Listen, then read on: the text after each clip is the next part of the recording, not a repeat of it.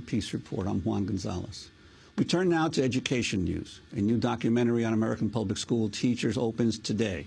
American Teacher follows the lives of 4 teachers who struggle to remain in a profession they love despite the heavy toll exacted on their lives by grueling hours and low pay. The documentary is a rebuttal of sorts to pundits who portray teachers as cushioned recipients of public benefits, extended summer vacations, and low accountability. This is a portion of the film's trailer. They are our public servants, but why do I get the feeling that a lot of them are more in it for serving themselves? I know that I'm a teacher in every cell of my body. We can achieve brilliance, and we will achieve brilliance, and it's going to be a lot of work, but it's completely doable for everybody in this classroom. If they're here to serve our kids, why does it seem they're only serving us a big old bill? I had no idea how much money I was going to have to spend out of my own pocket because I didn't get anything, really. When I started telling my friends that I wanted to go into education, everyone immediately said, you went to Harvard, you should be a doctor or a lawyer, you should make money. Everyone's heard that old axiom that those who can do and those who can't teach. The proponents of that axiom have never stood in front of a classroom. Good morning, first grade. Good morning. Teachers make thousands of decisions a day, and they don't do it about an abstract idea. They do it about the life of a child. You can't imagine anything harder. Given the low pay and long hours, teachers burn out at a rate unparalleled in almost any other field. I feel like I give everything I have, but it's never enough. As the man, you're supposed to be the provider. When you can't provide for your family, you feel like a loser. We would like them to be getting to know their students and their parents, making sure that they're going to provide the great instruction that we've been talking about. Instead, they're off to 7-Eleven. Almost every teacher I know has a second job. Nobody would question a doctor being paid or a lawyer being paid, and I think the skill set required is at least as complex, if not more complex. In America, 46% of teachers quit before their 5th year. My son just graduated from college this year, and he's making way more selling cell phones for Verizon than he ever could as a teacher. Something's wrong when selling cell phones is more important to our society than being a teacher. There are currently 3.2 million public school teachers in the United States. In the next 10 years, 1.8 million of them will be eligible for retirement. Who will replace them? Having a teacher that you can trust, that will change lives. That's an excerpt from the trailer for the film American Teacher, which opens today. Although many teachers have welcomed the documentary's sympathetic portrayal of their profession, some have voiced concern about its corporate funders and how they may have influenced the film's decision to portray charter schools favorably and not once mention the teachers' unions. Democracy Now! Spoke with Harlem Public School teacher Brian Jones shortly after he attended an advanced screening of the film. Here's what he had to say. Here, the filmmakers seem to have made a very clear choice. In fact, I got to speak to one of the filmmakers after the film, who told me that they consciously chose not to mention even one time in the film the word union, for example. Here's a film that's supposed to be about the need to raise teacher salaries, and yet the organization and organizations that have probably done more than anyone else to raise teacher salaries can't be mentioned because of who they will offend. That was Harlem Public School teacher Brian Jones. Well, for more, we're joined from Boston by the director of American Teacher, Vanessa Roth. She's an Academy Award-winning documentary filmmaker who worked on her latest film with Dave Eggers and Nineveh Clements, Calgary. We're also joined here in the studio by Jamie Fidler. She's a first-grade public school teacher in Brooklyn who was featured in American Teacher. She's been teaching for the past 11 years. Welcome you both to Democracy Now! And I'd like to begin with Vanessa. Why did you make this film, and what were you hoping to accomplish through it? Good morning. Yeah, I'd love to get to that, but I first, the introduction saying that the film was made by corporate sponsors, I need to clarify that that's not true. That's misinformation. The film actually wasn't funded by any corporate sponsors. We had donors that were individuals. We had very small donations from foundations. The film actually, it was very difficult to get the film funded. And none of the producers and myself, we haven't been paid a cent for even making the film, haven't even had expenses paid back. So I want to clarify this is not a corporately made film. We now have Microsoft Partners in Learning is doing an outreach program for us to help us get the film out to community screening, so anybody in the country can host a screening of the film. But they did not fund the film in any way, and were not involved in the film until the film was completely finished. And they're, again, just helping with community screening so that everybody can see the film. And then the other piece that you played about the teacher saying that we somehow weren't allowed to use anything about the unions, that's also not true. We could have gone into union discussion, and we're all very aware of the climate right now in education, but we made a choice that this film was to follow the lives of teachers, and we welcome the discussions. We welcome the discussions by the unions, we welcome discussions by charters, but the film wasn't about the system. The film was about teachers' lives and the day-to-day of the responsibilities that they have and the importance of their job and the need to value them in a different way in our culture. So sorry to start with that, but it wasn't accurate.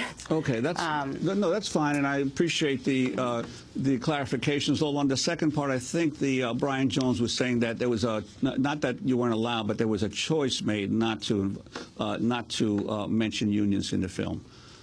But right. Yeah, if you could tell us why you decided to make the film and what you were hoping to accomplish. Yeah, so Dave Eggers and Nineveh Caligari had written a book called Teachers Have It Easy, the small salaries and big sacrifices of America's teachers, and they had come to me to see if I would expand on the book and make the film.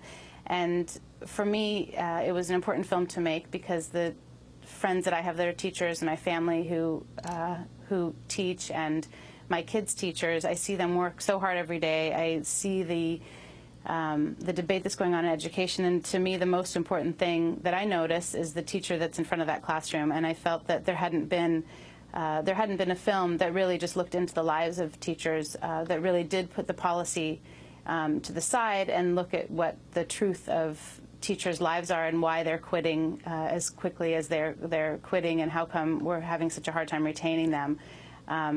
I felt like it would be important for us to really just get more intimate into those teachers' lives to understand those bigger policy issues. Well, we're also joined here by Jamie Fiddler, who was featured in the film, a first-grade teacher in Brooklyn, at a public school in Brooklyn. Tell us a little bit about your teaching experience. You've been, is it 11 or 12 years you've been teaching? I'm participating in my 12th year right now. And how you ended up being in the film? Through a friend of a friend of a friend. It all sort of happened, and I had no idea at the time when I accepted the offer to be in the film and I met Vanessa. I had no idea what path this would take me on, but I just went with it. It seemed like an interesting project.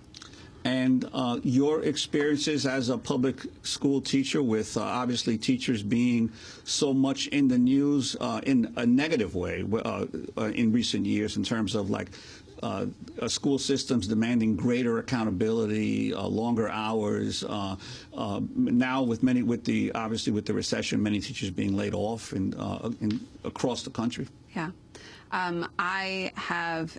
Since the film has been made, which was 3 years ago when they filmed me, I have gotten very involved in more grassroots education movements, and I have fought a lot against teacher layoffs in the spring when New York City teachers were going to be laid off. I've gotten very involved in that end of things. I've been in 2 different schools, and I'm very aware of the fact that I am in a lovely, lovely school at this point in Brooklyn. And my colleagues and I are very fortunate to have a principal who's actually been a teacher, which is very rare in this day and age. Someone who actually was even a special education teacher rather than someone from the Principal's Academy. So our mentor, our leader, is actually someone with a vision in education, and that's been an amazing thing. I worked very hard to get into my school, and I knew what I was doing when I got there. And I haven't left. Right. Well, I want to turn to a clip from American Teacher. In this clip, a Texas history teacher, Eric Benner, explains how he worked at a second job at Circuit City just to make ends meet. every once in a while, run into somebody out on the sales floor, but I thought you were a teacher, one of those things like, what happened? You get fired? Is that why you're at Circuit City? And then, you kind of have to try to explain yourself and, and say, well, I'm doing this for extra money, and that type of thing. And sometimes it could be a little embarrassing if it was somebody you knew and, and they're looking kind of down on you and, it felt like you had to justify yourself. Vanessa Roth, tell us Eric Benner's story and these kinds of stories that you feel the general American public doesn't understand about what teachers are confronting today. Yeah, I think there's a little bit of a misconception about the life of a teacher, and one of those misconceptions is the hours and the idea that they have summers off. Eric is someone who was actually part of the book Teachers Have It Easy. He works actually 3 jobs. He works at school, he also coaches, and then he also worked when we were filming at Circuit City. He works there. He drives a forklift, and so Eric is passionate about teaching. He's never going to leave teaching. He feels that this is just what he has to do to make ends meet. It is what he has to do to make ends meet, but he's not going to leave teaching because of it, which also I think shows that teachers who are great teachers aren't motivated by the money. They're motivated by wanting to teach.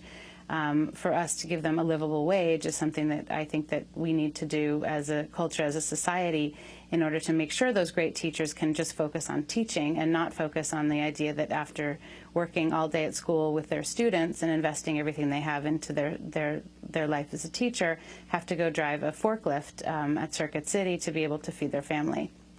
And so Eric's story in the film is about his juggling these different jobs, trying to manage keeping up with his teaching, but also the effect that that has had on his family and his own personal life. So in the film, we watch him struggling with being able to do that.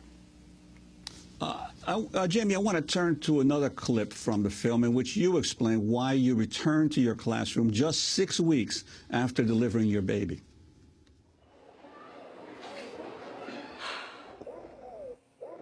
When someone says, like, I can't believe you're back yet. Oh my God, are you crazy? How, or, even just whatever. I don't know how you came back so quickly. Well, what am I supposed to do?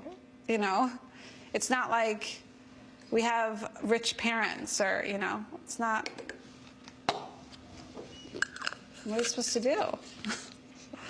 So, I'm not taking care of myself right now. I mean, that's that's the really hard part. And I think that that's the case for all new moms. It's really hard to take care of yourself. And I'm up with her at, 1:30 and 3:30 and then getting up and being with 5-year-olds who need your undivided attention all day. It's a lot. And I'm tired. So, yeah. Jamie, the irony of a public school system that always says it's about the children, but yet when its own employees have children, they've got to get back to work as soon as possible because they don't have much time in terms of maternity leave. Right. So we had to be back. When you have a baby, you're back 6 weeks from the day you give birth. And you're paying essentially for your own maternity leave. So I had to use my own sick days. And just this year, I finally got back to positive days. So even before that, I was negative, paying myself back for my 6-week maternity leave. It's terrible. It's a terrible system. And I think it makes an assumption that basically that women are not the primary breadwinners and that women will just take stop working and take care of their children and stay home. And I think in this economy and in this day and age, that's a really big misconception. Well, Vanessa Roth, in the film, you speak to Zeke Vanderhoek of the Equity Project Charter Schools. I want to go to a clip where Zeke explains the school's vision. So the premise behind the school is let's bring the best teachers to the students in schools who need them the most. I've seen that when you put teachers who have amazing content knowledge, who are great pedagogues, and who love kids in a room, you can do amazing things. All the teachers of the school will make a base salary starting at $125,000. That's completely funded by the public funds. And that was a deliberate decision so that other schools can say to themselves legitimately, we can do this too. If we want to reallocate our funds, we can. Yes, I'd like to ask Vanessa Roth on this experimental project at his school where teachers are paid over $100,000 a year for larger classes. Your sense of whether this film is or that school is a model that could be replicated anywhere else in the country. Well, I think what Zeke did that's very interesting to look at, and different districts around the country are looking at this model, is how to reallocate funds that are given to a school and within a district. And I don't think that that's just only charter schools that are able to look at that. I think that public schools can look at that too. And so as a model and as being progressive and just trying to think of new ways to make sure that the school is getting the best teachers and retaining those best teachers, I think Zeke is very progressive and interesting in that way. And I think, you know, it's a test. They're going to see if that works. At that school, those teachers take on, you know, officially more responsibilities that teachers in public schools take on anyway. But in Zeke's school, they have roles that they mentor each other, and they do have hours that are that they understand that they're going to be at school long hours and work, you know, the full year. And so their salary, though, again, what I think is interesting that we need to look at is that their salary is coming from the same, like Zeke said, the same public funds as any public school, and it's just the way that that money is being allocated, and putting more towards the teachers is something that for myself was interesting to look at. And we just have a few seconds, but one of the things that's never mentioned in your film, in addition to the question of the role of unions, is the role of testing and the big emphasis now, so many local states and governments on testing in schools, high-stakes testing. Right, and you're right, and we don't go into testing because we're not making a film. We weren't looking to make a film that was divisive in terms of bringing. There are lots of things the film couldn't do. We weren't going to do a complete policy film that was getting into issues that are very complex and very difficult to come to an answer in the course of a film, which is merit pay, which is the union issues. Not that we don't know all about them, and that we're very aware and very very willing to have the discussions and conversations. But you're right, the film doesn't go into testing. There needs to be discussion. There needs to be things challenged. That's why, again, we hope the film is shown in communities across the country so that these discussions can take place among community members, teachers, families, and policymakers, and make some new good decisions about how we value teachers better. Okay, well, I want to thank you both for being with us. Jamie Fidler, a Brooklyn public school teacher who was in the film, Vanessa Roth, Academy Award-winning filmmaker, and the director of the new film that opens today, American Teacher. This is Democracy Now!